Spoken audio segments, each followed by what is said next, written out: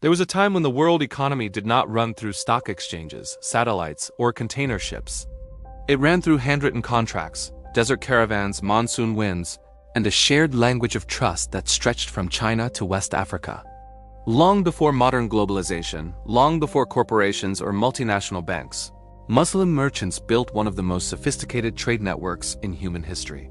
It was not an empire in the political sense. It was a web of agreements, ports, currencies, and legal systems that allowed strangers separated by thousands of miles to do business as if they were neighbors.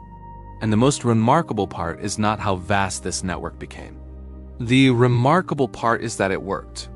By the 8th and 9th centuries, the Islamic world occupied one of the most strategic geographic positions imaginable. It linked the Mediterranean to the Indian Ocean, Central Asia to East Africa, and China to Europe.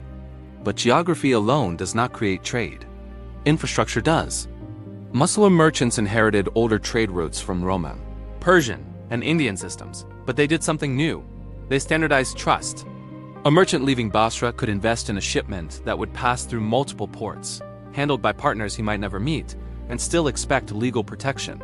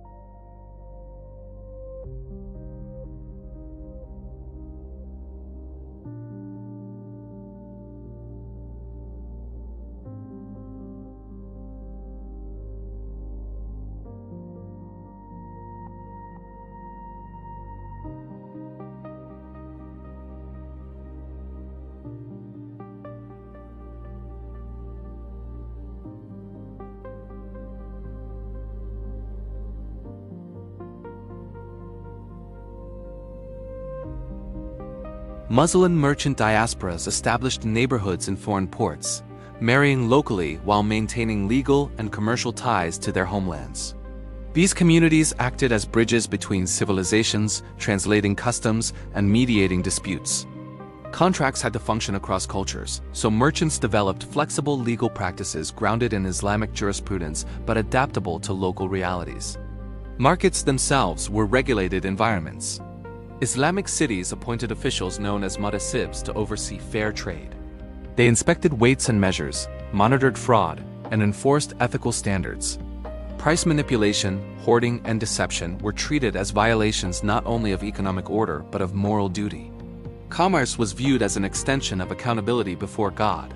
This ethical framework reduced transaction uncertainty. When merchants entered Muslim markets, they entered systems designed to discourage exploitation. Insurance in the modern sense did not exist, but cooperative risk-sharing mechanisms did. Caravans pooled resources for security. Maritime ventures distributed cargo across multiple ships to reduce catastrophic loss. Partnerships diversified investment across routes. These strategies functioned as proto-insurance systems embedded in social trust networks. Reputation was currency. A merchant known for honesty could secure partnerships instantly. One known for dishonesty could find himself locked out of entire trade corridors. Written documentation was meticulous. Surviving Geniza documents from medieval Cairo reveal letters between merchants discussing shipment delays, quality disputes, currency exchange rates, and legal arbitration. These records show an economy operating with sophistication comparable to modern commercial correspondence.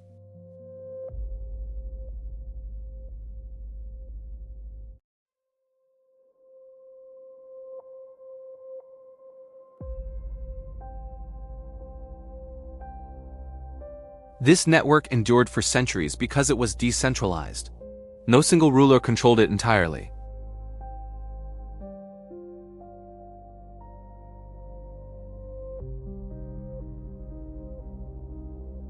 Even during periods of political fragmentation, the commercial web adapted.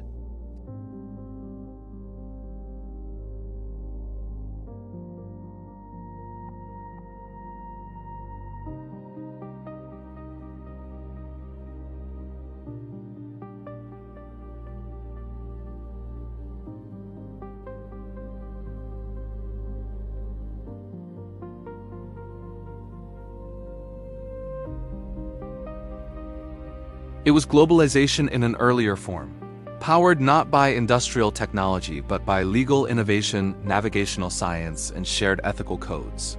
Over time, shifts in global power, colonial expansion, and new maritime routes restructured world trade. European empires absorbed and redirected many of these networks. Yet the commercial techniques developed by Muslim merchants, credit instruments, partnership law, maritime navigation, standardized contracts did not disappear. They were integrated into emerging global systems. The architecture of modern finance and trade carries echoes of this earlier world. When we look at these networks, we are not just looking at merchants buying and selling goods. We are looking at an experiment in large-scale cooperation. Strangers trusted one another across oceans because a shared legal and moral framework made trust rational. Contracts were honored because breaking them carried spiritual and social consequences. Commerce became a language that connected civilizations without requiring political unity. And the next time someone speaks about globalization as a purely modern invention, remember the ships riding monsoon winds, the letters crossing deserts, the checks written in ink instead of pixels, and the merchants who built an economy spanning half the known world without satellites, banks, or corporations. They built it with law, mathematics, navigation, and the belief that honesty in trade was a form of worship. To uncover more chapters of the world's hidden economic history and the systems that shaped our present, subscribe and continue the journey with Legacy. Because the story of civilization is written not only by kings and wars, but by the contracts and connections that taught the world how to trust.